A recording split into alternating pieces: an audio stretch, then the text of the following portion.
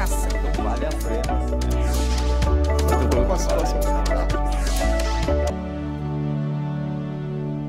Olá!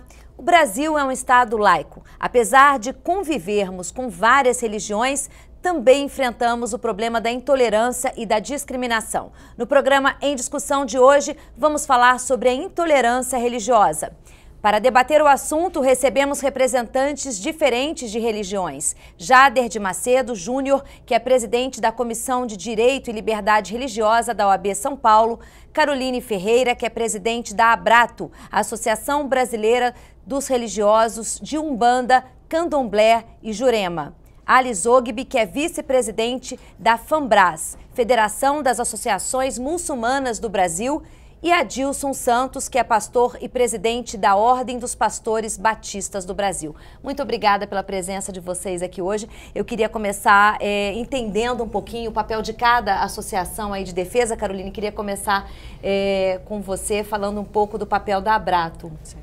A ABRATO é uma instituição que ela legaliza as atividades religiosas do sacerdote e dos templos voltados à religião de matriz africanas.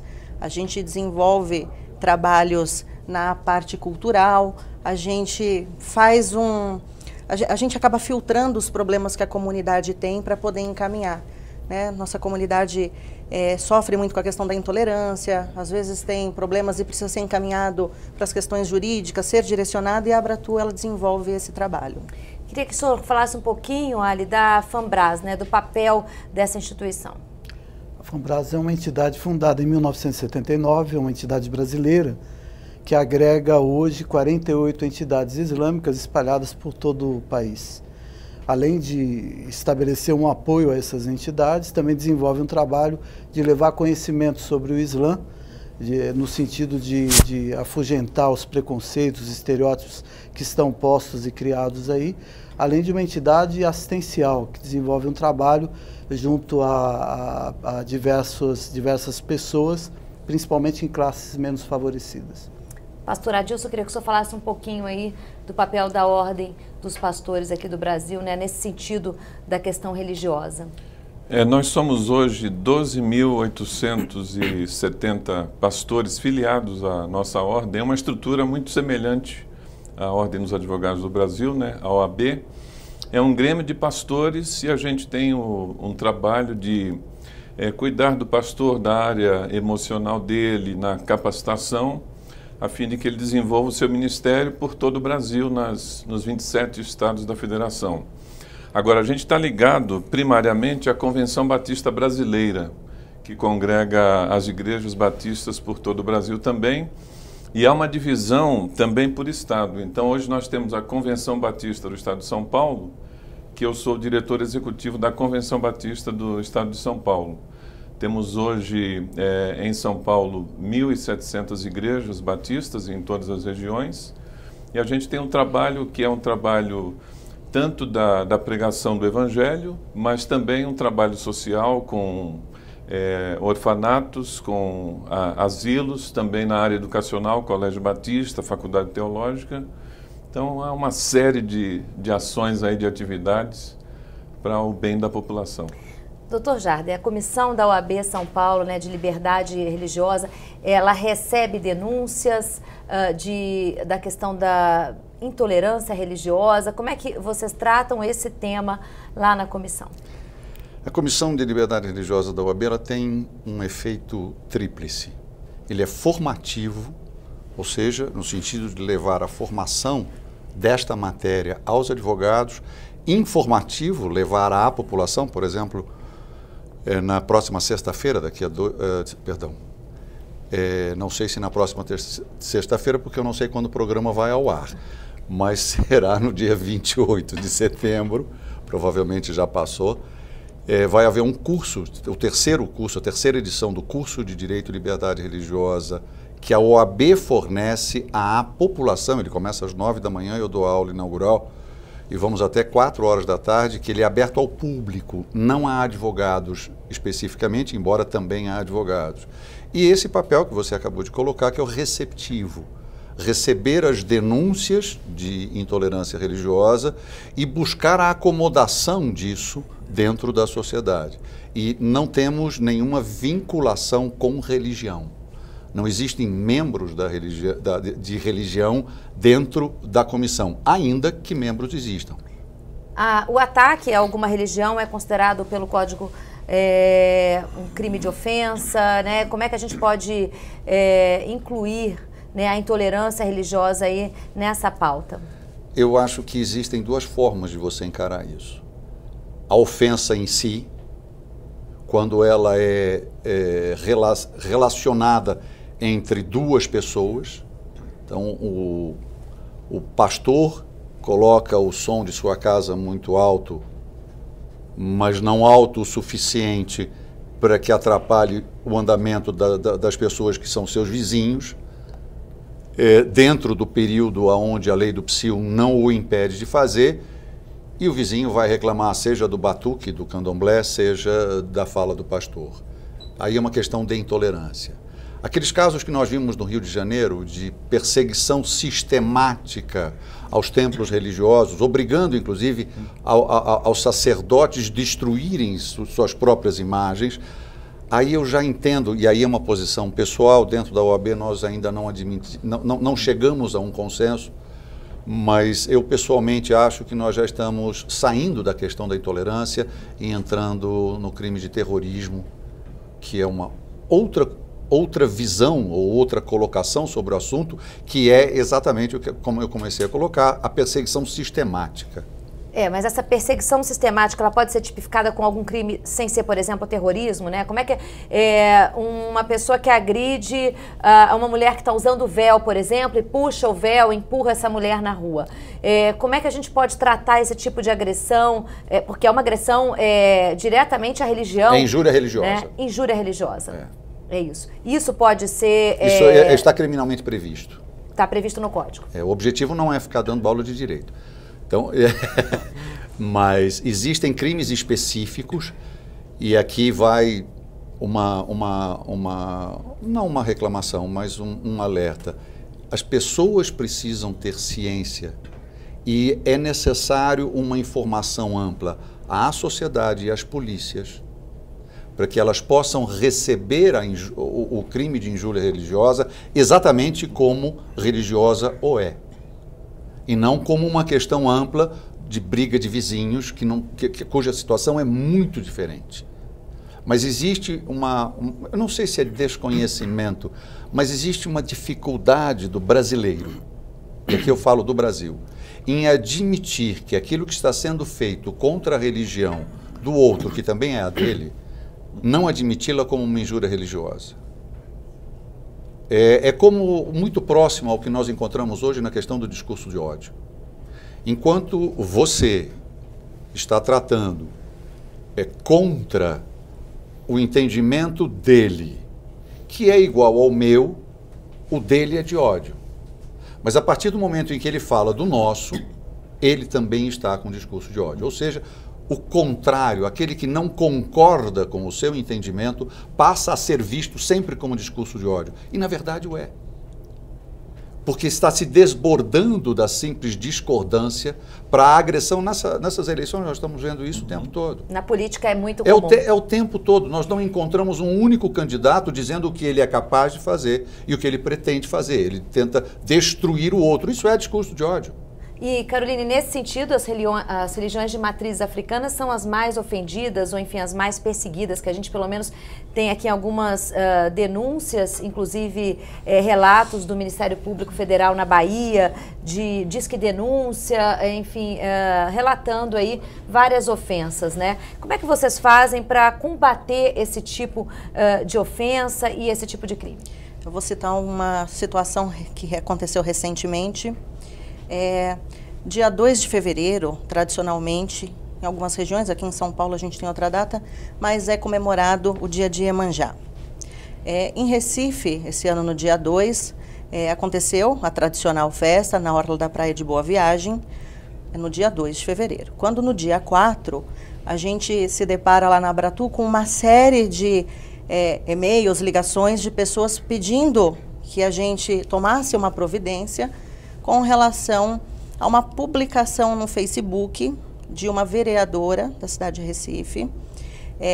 Ela é presidente da Comissão de Direitos Humanos na Câmara Municipal, e ela, por ser da bancada evangélica e ser do segmento religioso, ela no dia 4 resolveu fazer uma atividade religiosa na praia, e a intenção era, né, a publicação dela no Facebook era assim: noite de intercessão religiosa para acabar com a maldição lançada nas terras do Senhor Jesus Cristo por Iemanjá.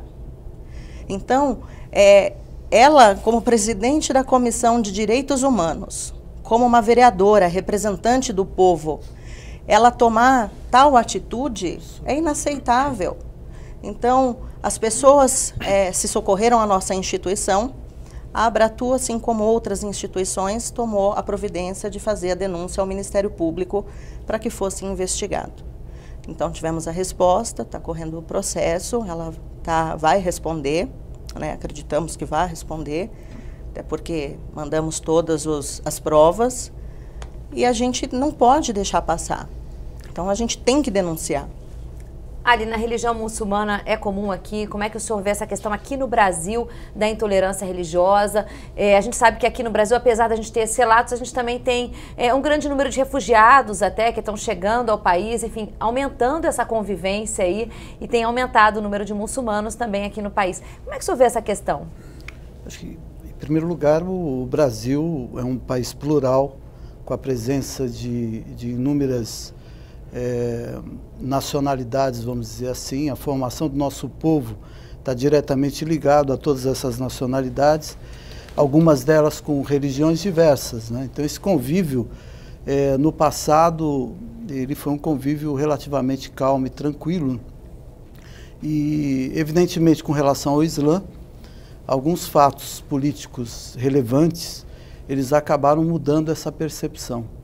Em primeiro lugar, por conta mesmo da maneira como a mídia ela estabeleceu esses fatos que ocorreram o 11 de setembro de 2001, efetivamente a questão desse grupo extremista, o Daesh, não teve o cuidado nem a ética jornalística que é importante nesses momentos para poder fazer contrapontos e mostrar que o Islã é uma religião de paz, que tem hoje 1 em cada 4 habitantes que vivem nesse planeta é muçulmano.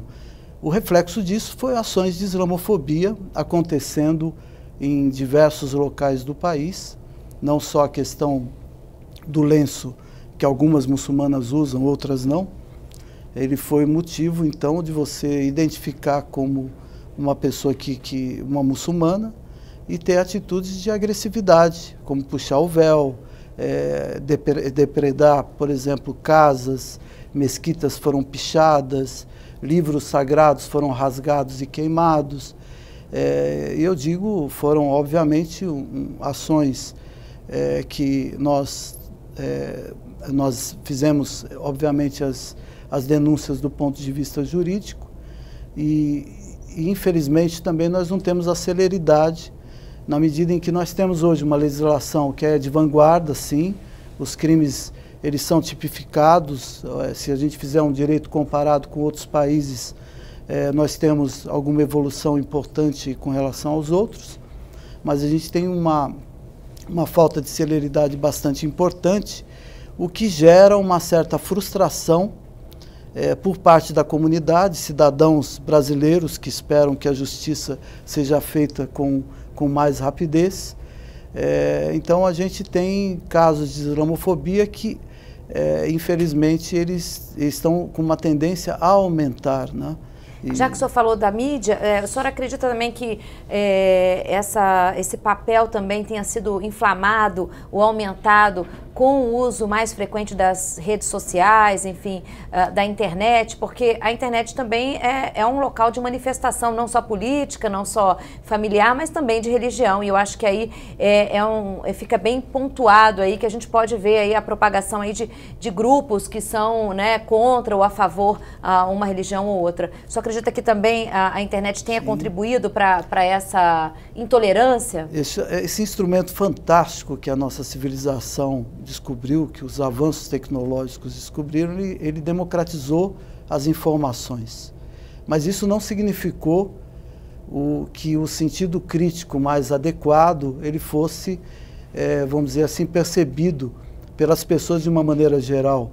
Há uma visão bastante rasa com relação ao outro, ao conhecimento de religiões, ou enfim, de manifestações religiosas. Então a internet, ela sim, é combustível para essa polarização, é combustível realmente para essa intolerância, e a gente realmente hoje tem lutado muito para que esse marco importante, ele seja de alguma maneira regulamentada, e para a gente ter a reafirmação do Estado laico de direito, a reafirmação que todos nós merecemos viver nesse espaço de uma maneira igualitária, de uma maneira digna, de uma maneira respeitosa.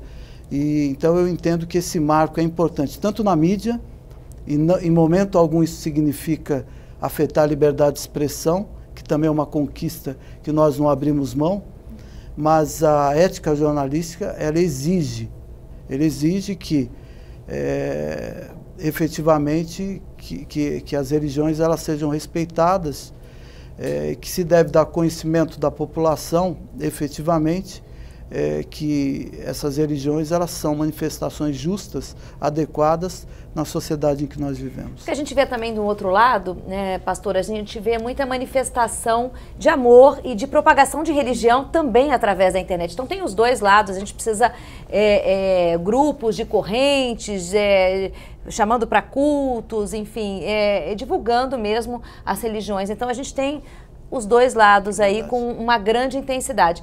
Como é que o senhor vê essa questão aí na área evangélica e para os batistas também? Eu falei aqui recentemente, o nascedouro nosso, batista, é o nascedouro no contexto de intolerância, de perseguição, e depois, com o tempo, o crescimento, até o conhecimento correto das intenções da liderança, das ações também, isso se tornou um ponto de mais aceitação. Agora, no nosso passado aqui no Brasil, algo semelhante ao que as religiões de matriz africana, que a Carol relatou, têm passado, nós passamos também por templos nossos incendiados, e a gente fala assim com todo respeito, até pela Igreja Católica. Hoje há toda uma cordialidade entre a gente, mas nós recebíamos perseguição naquele princípio aqui também. Quando tínhamos alguma atividade ao ar livre, éramos apedrejados, era alvo de chacota, e hoje a gente já vê uma situação diferenciada. Agora, também recordo que quando a gente pensa nessa coexistência, nessa existência em conjunto na sociedade, a gente tem que pensar nos limites.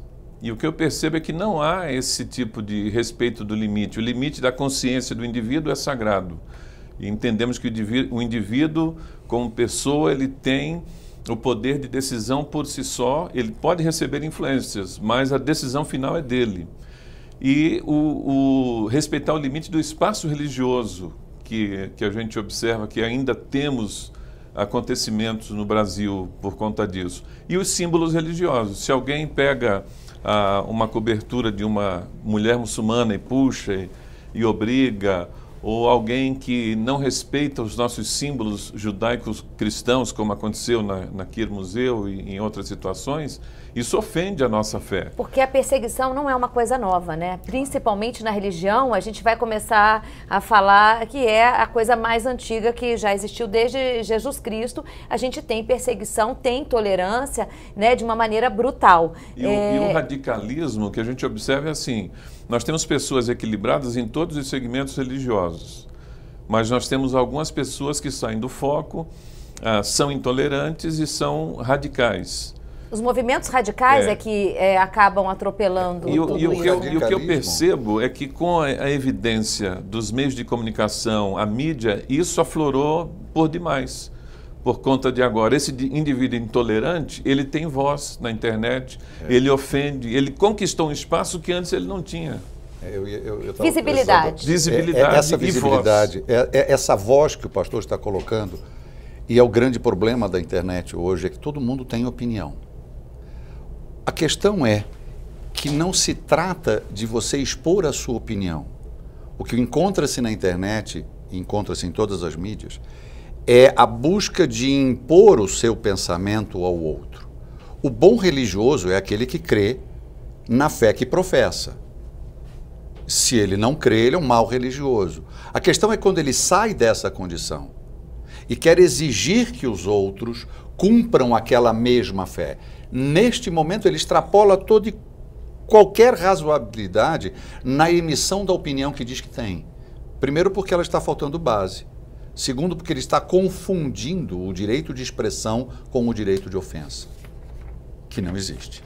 Agora, a gente tinha aí muitos colégios, né, puxando um pouco para a educação, a gente tinha muitos colégios segmentados, colégios religiosos, isso diminuiu um pouco com o tempo. Como trazer esse debate, né, para as escolas? Você falou que recentemente a gente tem algumas decisões aí nas escolas públicas de São Paulo. Como trazer o debate, né, da intolerância também e o debate desse respeito para as escolas? Ensinando às crianças o que é cada religião.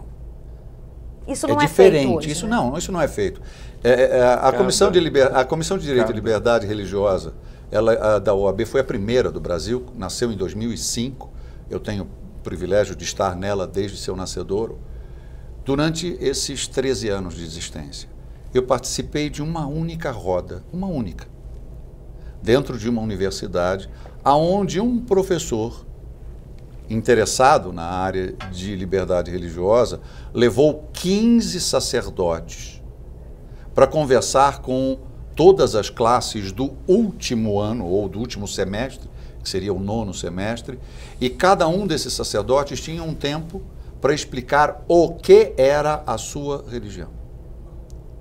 Era um evento que deveria ter começado às 9 horas da manhã e terminado ao meio-dia. Ele começou às 9 horas da manhã, continuamos todos sentados até às 5 horas da tarde, todos os 150 alunos estavam lá. Porque é um assunto muito interessante para quem está na escola e precisa entender, porque cada um traz a sua referência do que tem em casa e muitos nem têm nenhuma referência em casa, né? A partir do momento que esse debate ele vem de uma maneira democrática, né, na escola, sem nenhuma intenção de direcionamento, é muito positivo para criar esse respeito, para criar esse entendimento, né, e fugir desse radicalismo que a gente tem. Sem educação não anda. É verdade. Na verdade, eu falo também com muita propriedade, porque eu sou mantenedor de uma organização de escolas, e esse movimento da sociedade brasileira, principalmente, eu falo isso dentro das escolas privadas, há uma preocupação hoje de levar para dentro das escolas privadas o respeito à diferença e o outro. E você faz isso através das lideranças religiosas, dentro do modelo que foi citado aqui, levando conhecimento e mostrando que aquilo que às vezes é divulgado na internet não é verdade, e que então as premissas básicas daquela manifestação religiosa são colocadas no banco da escola. Isso pode ser feito sem proselitismo, com muita tranquilidade, para que todos afugentem os preconceitos através do conhecimento, que esse é o caminho, né? Mas eu tenho defendido a ideia de que nós podemos fazer isso sem ferir o Estado laico de direito, a ideia do laicismo, fazendo algumas mudanças na legislação educacional. Na grade curricular. Hoje a maior parte da população, de alguma maneira, professa alguma religião. Então é obrigação você levar conhecimento sobre as religiões, através de conteúdos que sejam certificados pelas autoridades educacionais, e efetivamente nós vamos estar harmonizando, apaziguando os ânimos, porque você leva conhecimento e o conhecimento por si só ele acaba com os estereótipos. Eu tenho tido a oportunidade de fazer algumas palestras em escolas e eu acabo entrando vestido de árabe, muito bom, falando árabe. Que é uma forma lúdica também para atrair a atenção desses alunos. Aí eu pergunto para os alunos, efetivamente, qual a primeira impressão que eles tiveram. Então, a primeira impressão que eles tiveram, eles fazem uma ligação, em primeiro lugar, com a questão da mídia, Eu achei que era um terrorista, que era um homem-bomba entrando. Tem um ponto terrível aí, que é o Estado Islâmico. Por exemplo, que é o Daesh, né? Que não é Estado e nem Islâmico. A gente não usa nem essa... É uma maneira, por exemplo, Daesh. Quando a gente fala Estado Islâmico, por exemplo, de alguma maneira você está maculando toda uma tradição religiosa, e a gente tem pedido para os órgãos de mídia, não utilizam o termo Islã, e isso é desproporcional, porque efetivamente não se usa isso quando trata-se de outras religiões, mas com o Islã não. Eu vou precisar só fazer um rápido intervalo, a gente vai continuar falando sobre educação, mídia e intolerância religiosa logo depois do intervalo. Perfeito. Programa Em Discussão vai para um rápido intervalo, não saia daí, a gente volta já já.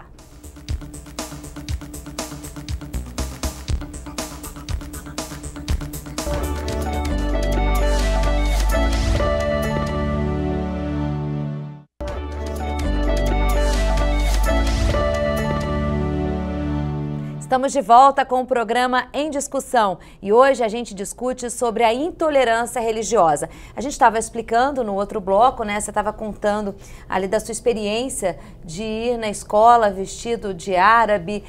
Como é que foi essa experiência para falar de religião e falar do Islã?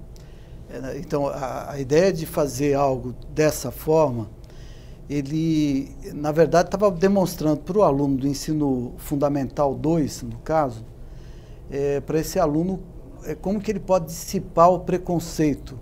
Porque o preconceito, a ideia de você fazer uma ideia preconcebida, é natural e instantânea. Ele me viu de roupa de árabe, meu nome é Ali Hussein Elzoghib, do ponto de vista de Brasil, então ele me imagina estrangeiro, ele me imagina efetivamente ligado a essa visão estereotipada, reforçada em grande parte pela mídia e pelo momento histórico. Então a gente acaba desconstruindo isso, né? Falando um pouco sobre a religião e sobre os ditames, aquilo que professa o muçulmano, e mostrando um pouco que trata-se de um cidadão brasileiro, paulistano, graças a Deus corintiano, mas enfim, isso não vem ao caso aqui agora. Mas o ponto é que você acaba mostrando para esses jovens. Eu acho que não só a temática da religião, mas outras temáticas importantes para a formação da nossa sociedade, é que essa metodologia ela pode ser utilizada no banco da escola, porque é no banco da escola que nós podemos fazer futuras gerações que podem respeitar o outro, né? A ideia é essa. O outro tem o direito de viver, de ter sua religião, de ter suas opções diversas, né? E de uma maneira pacífica. Carol, você sente na pele o preconceito com as religiões de matriz africana? Você acha que há alguma maneira de que esse assunto, esse debate e esse respeito, né, chegue às escolas? Sim. Hoje a gente recebe muita reclamação e pedido de ajuda de pais que têm diariamente os filhos que chegam em casa, porque a religião de matrizes africanas, e indígena também, que é a questão da Jurema, a questão religiosa ela é muito evidente. Então, a criança, quando passa pelos atos religiosos, em determinados, né, quando a gente fala do candomblé, por exemplo, ela tem um período que ela vai ter que andar de branco, ela está com a cabecinha raspada. Então, isso dentro do ambiente escolar, isso chama muito atenção. A minha visão hoje, né? Você está falando que essas crianças elas sofrem esse preconceito nas escolas. Muito forte. E aí eu vou dar um posicionamento, inclusive, de mãe e de filha de uma educadora, porque a minha mãe é da área da educação. Hoje, infelizmente, dentro do âmbito escolar, do ambiente escolar, muitos profissionais, muitos professores, eles são omissos. Não são todos, né? Mas alguns professores, eles têm o seguinte raciocínio: estou aqui não para educar, educação vem de casa. Eu estou aqui para ensinar, passar conhecimento. Mas não é isso. Enquanto dentro da escola e o professor é responsável pelo meu filho, ele é responsável em proteger a integridade física, moral, o sentimento religioso do meu filho. E aí uma coisa que eu acho interessante, eu acho que a gente deveria colocar em prática. O ProERD é um programa que deu certo dentro das escolas. Sim. E quem aplica o ProERD? É o policial, a polícia militar. Então, isso, porque a visão da polícia militar, segurança pública, a gente poderia colocar, sim, projetos onde o conselho tutelar fosse dar o ensino dentro das escolas daquilo que não pode ser praticado, porque o conselho tutelar ele deveria ser comunicado quando uma criança persistentemente ela provoca, ela ofende a integridade de outra criança por qualquer motivo. Mas os professores muitas vezes eles fazem uma vista grossa e não é culpa do professor. Mas é toda uma situação, é uma questão de política pública. Isso deveria ser passado para a coordenação, porque o coordenador ele é um psicopedagogo, ele tem condições de avaliar o que está acontecendo. Se descobre que essa intolerância religiosa que a criança pratica na escola, ela vem de um âmbito familiar, isso deveria ser investigado pelo Conselho Tutelar. E se tem um programa de ensino dentro da sala de aula que não parte, porque hoje existe a lei da religião dentro da escola, o ensino religioso, mas está solto. Então, se o professor, e isso a minha filha viveu na pele, uma professora que era evangélica todos os dias, professora de matemática, escola particular, todos os dias chegava na escola e colocava um salmo diferente na lousa. E quando descobriu que a minha filha era filha de uma mãe de santo, porque tinha minha filha nas redes sociais e descobriu, a minha filha me relatou que até então tinha um convívio bom com a professora, mas a minha filha levantava a mão e a professora ignorava dentro da sala de aula. Só pelo fato de ser filha de uma macumbeira. Então, isso tem que ser abordado dentro das escolas e eu acredito que a gente precisa de uma interferência sim. O Conselho Tutelar eu acho que seria um ótimo órgão que fosse prestar esse auxílio. As assistentes sociais, né, serviços sociais, as assistentes sociais e psicólogas têm um papel importante nesse sentido, que é para discutir isso de uma maneira igual, né? Exato. Érica, ainda que eu entenda a razão pela qual a Carolina colocou que não seria culpa do professor, eu vou discordar num único ponto. É dever do professor, sim, é obrigação do professor preservar a dignidade humana. No instante em que o professor se vê diante de uma forma de agressão moral, ele está, ao não fazer nada, e aí eu extrapolo do professor a cada um de nós. Ele está extrapolando a condição dele para permitir que a dignidade daquele ser seja ofendido. E essa é uma questão muito difícil, porque eu acho que seria a primeira coisa que todo cidadão de um país deveria pensar. Por mais que os salmos sejam palavras de reflexão e sejam importantes, uma provocação agora. Não é difícil, né? Já que a gente fala em Estado laico, ter um professor colocando salmos na sala de aula todo dia? Quer dizer, é difícil, né? E como que a gente vai ensinar a religião, trazer... Agora eu provoco o pastor um pouquinho para falar sobre isso, na sua visão dessa atitude, dessa situação.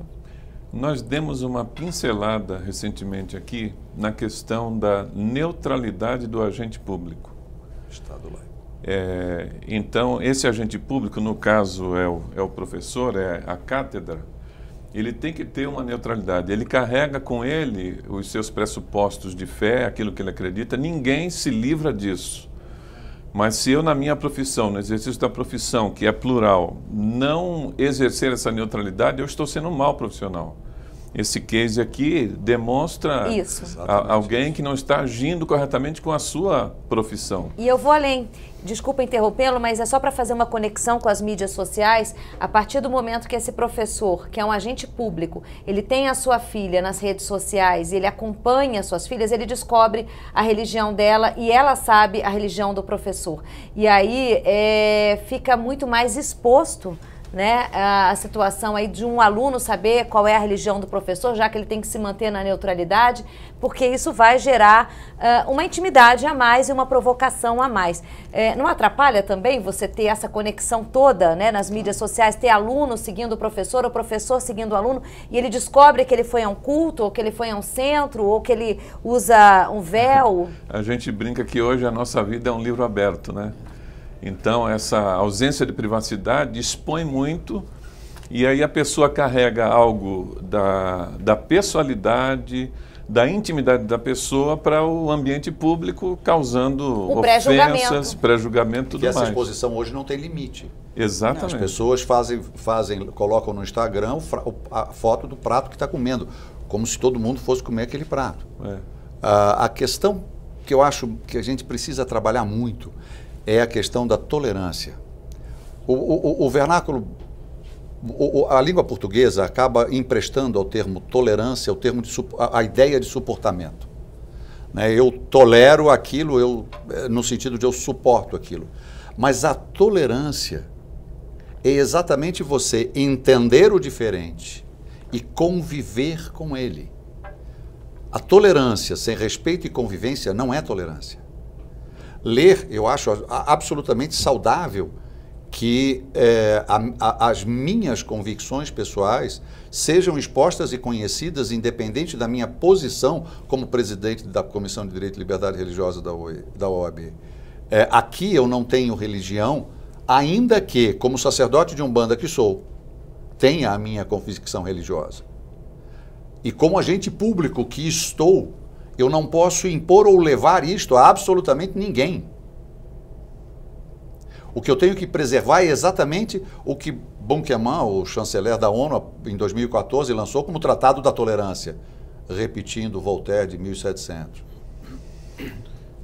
A necessidade. E uma parte, porque a tolerância que marginaliza não é tolerância. Sim. Porque tem gente que deleta e fala assim, vou tolerar você, mas não fala comigo. Isso não é tolerância. Isso não é tolerância, isso é sectarismo, exato, desprezo. Perfeito. A tolerância, ela impõe convivência e respeito.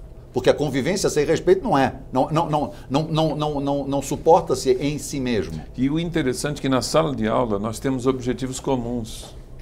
Porque os alunos estão ali para aprender um conteúdo, né, trabalhos em grupo, então agora vai deixar alguém fora disso porque pensa religiosamente diferente? Não, tem todo um envolvimento, mas na questão da religião eu tenho uma tolerância porque você pensa diferente, mas você é meu colega de sala de aula, você está aqui também comigo aprendendo, tem está sendo ensinado questão a ele, está sendo ensinado ao outro jogos também. lúdicos. O que a gente tem já de discussão na área do legislativo para melhorar essa situação ou com relação à religião? Olha, como advogado, e há pouco tempo na área, fiz meu exame da ordem em 1978 e fiz meu mestrado em 1980, tenho um pouco de tempo de casa, eu digo que não há necessidade de aperfeiçoamento das leis brasileiras que já são bem especificadas para conter os excessos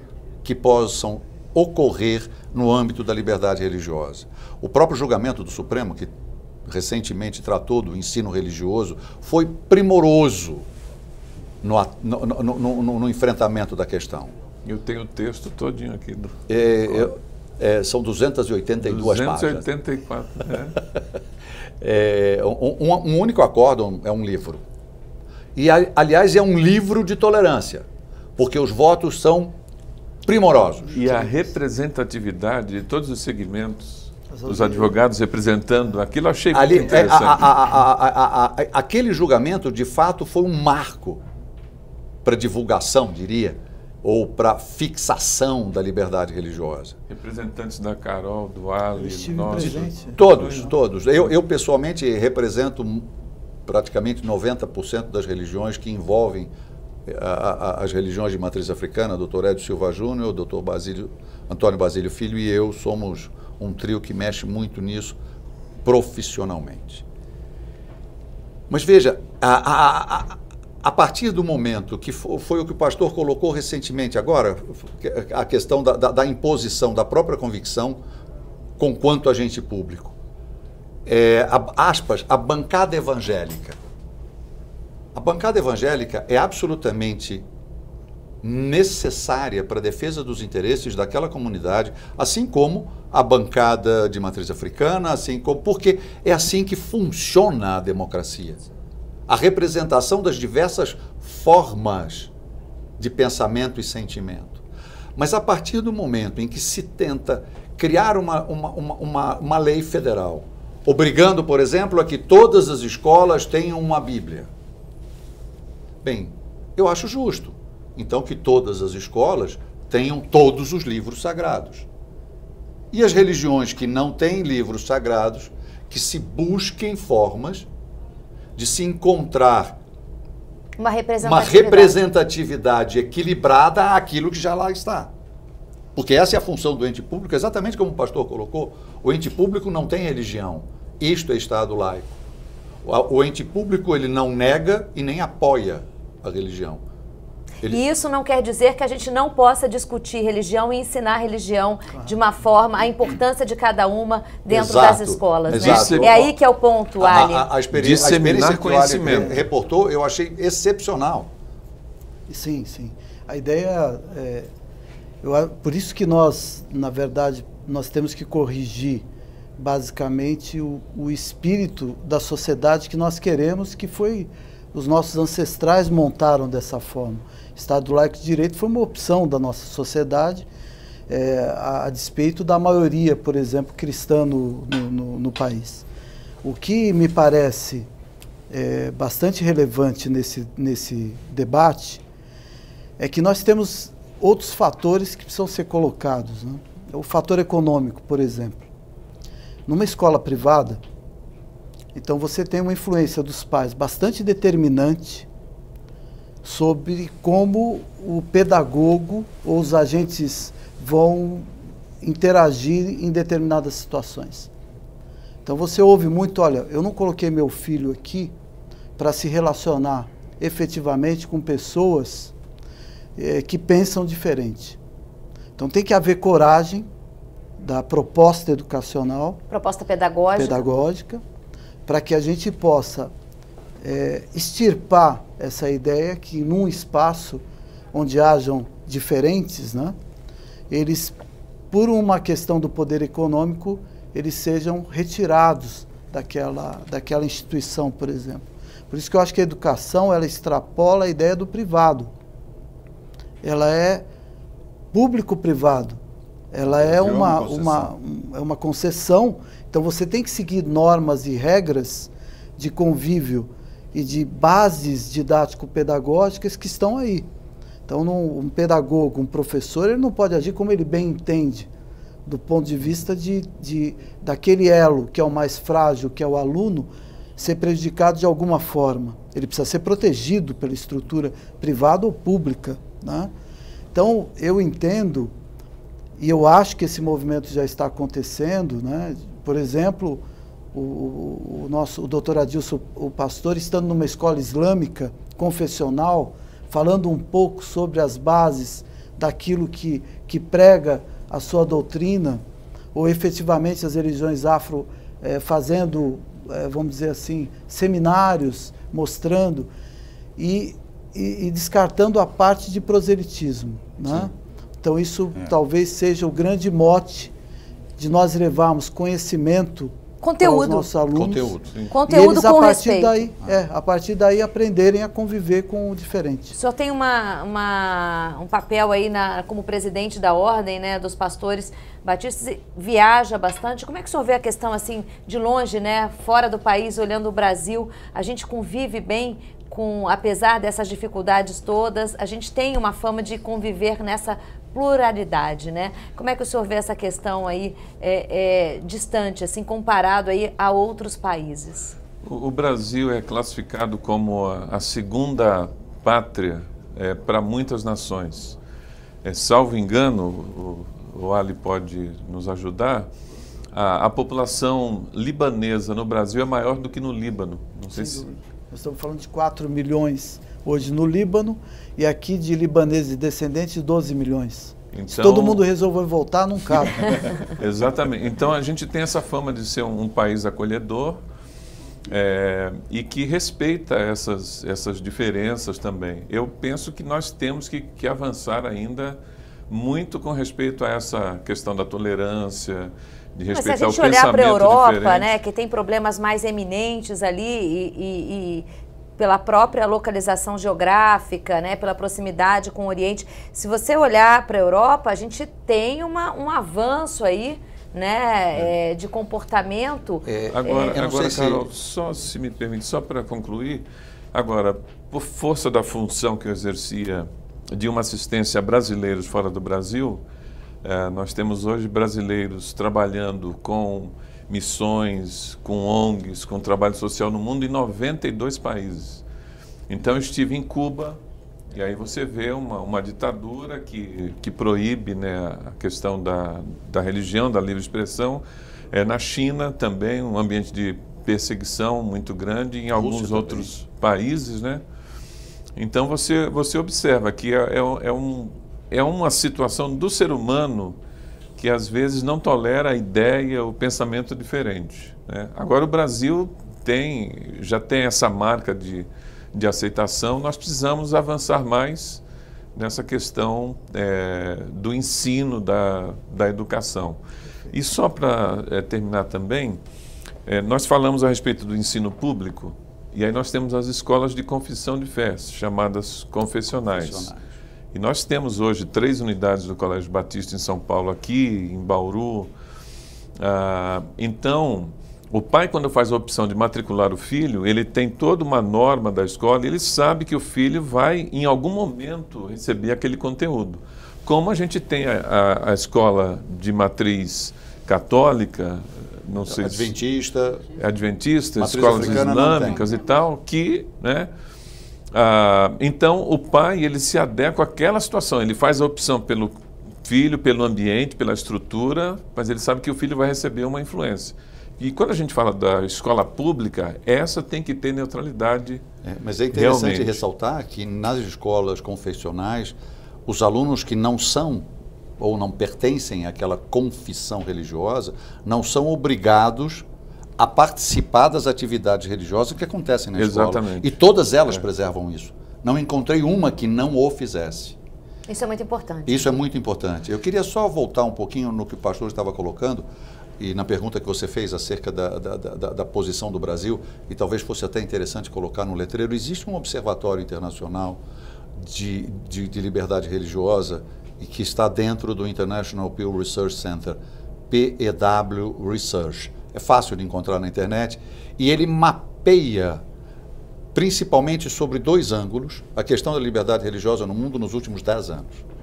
Uma delas são as restrições sociais e a outra são as restrições governamentais. E sobre estes 2 enfoques, eles mapeiam há 10 anos o que está acontecendo. No primeiro levantamento, que era o que o pastor estava colocando, o Brasil estava como 0 de restrição social. Hoje, ele já está em restrição moderada. Ele está numa posição similar ao que você encontra em países confessionais. Ou seja, aumentamos nossa intolerância. A nossa intolerância nos últimos 10 anos, o primeiro levantamento, eu não sei se seria interessante colocar no prompt aí, não é prompt que chama, Sim, no GC. No GC. Como? GC. GC. O nome para quem está ouvindo, pelo menos se quiser pesquisar e ir atrás, é PEW Research.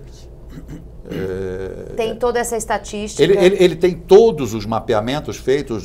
Nós já trouxemos um dos principais pesquisadores, Brian Clark, nós já trouxemos ele aqui no Brasil. Ele já fez 3 palestras dentro da OAB sobre isso, e é uma das melhores formas de a gente saber como nós estamos, e nós não estamos bem. Carol, suas considerações finais, nosso tempo está chegando ao final. Sobre esse assunto da intolerância, o que você espera de melhora, né, no aspecto da educação e da política pública? Olha, a questão da política pública, eu acho que a gente necessita urgentemente de um Estado que seja de fato laico. A gente tem na Paraíba, a cidade de Aliandra, é uma cidade que é berço da religião. A Jurema Sagrada, ela nasceu ali e tem história ali. A cidade toda, ela relata, porque a Jurema, ela é uma religião, embora seja mais antiga até que o Candomblé e a Umbanda no Brasil, quando é uma religião que vem dos índios, né, da pagelância, mas a questão de algumas entidades, elas tiveram vidas recentes, a gente coloca aí 300, 400, 500 anos. E essa cidade de Aliandra, muitas entidades, para a gente sagrada, elas viveram ali. Então a gente tem pontos históricos e culturais dentro dessa cidade.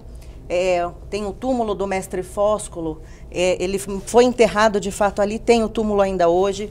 A gente tem uma igreja lá que ela é tombada pelo IFAM, tá? Porque faz parte da questão cultural da Jurema. A placa do IFAM, ela está caída em cima do telhado da igreja. A gente foi há 3 anos atrás lá fazer um documentário e a gente se deparou com esse cenário. Tem o Barracão das 7 Portas, que era onde os mestres, quando em vida, se reuniam, era um bar, onde eles se reuniam para se confraternizar.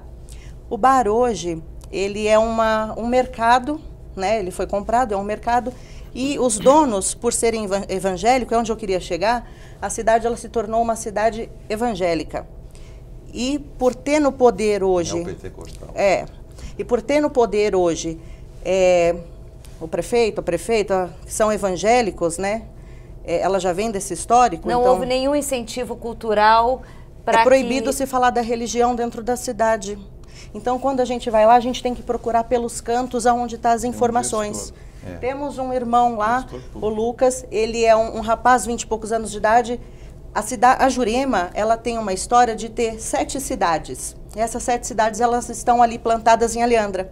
Hoje só resta uma, e o Lucas, que é esse rapaz, que é da religião, ele luta porque tentaram destruir a última cidade da Jurema Sagrada, que é preservada por ele no quintal da casa dele. E ele teve que brigar na justiça, sem ter recurso nenhum, porque queriam tomar 1 metro de terra dentro da casa dele. E essa terra, nesse 1 metro, é onde está plantado a árvore que faz parte da parte sagrada da religião da Jurema Sagrada. E ele briga. Que é uma questão cultural também, que poderia até estimular o turismo na cidade, né? Muito. E é uma questão de gestão pública. Gestão pública. Não foi aí incentivada. Eu queria muito agradecer a presença de vocês, mas infelizmente nosso tempo acabou. E o programa Em Discussão termina aqui. Se você quiser rever essa entrevista, é só acessar o nosso canal no YouTube. Muito obrigada pela sua companhia e até a próxima.